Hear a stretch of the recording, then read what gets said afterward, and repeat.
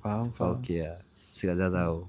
So daripada Zara tu Itu hilang kerja. Lepas Kenapa? tu kerja, kenapa boleh hilang kerja?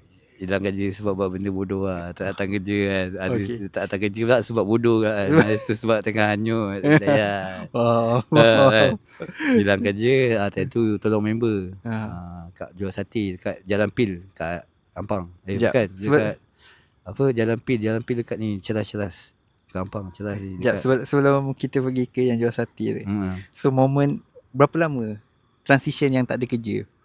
Sekejap hilang kerja tu. Sebab hilang kerja tu dengan member ni, bos sate ni kan. Bos tu dia kata cakap, sekarang ni kau dah tak ada kerja, terus sekarang kau niaga kerja dia lah. Tolong dia berniaga lah. Itu okey kira lah. moment time tu hilang kerja tak ada rasa terkesan apa sangat lah. Sedih kat lah. Sedih. Sebab kerja lah, gaji dah sedap jalan. So macam hilang kerja pula, memang time tu pula memang dah bagi tahu sebab New Year masa tu dah cakap tak cuti kerja.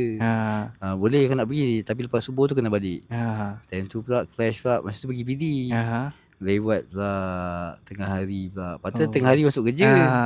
Tengah hari kat sana lagi.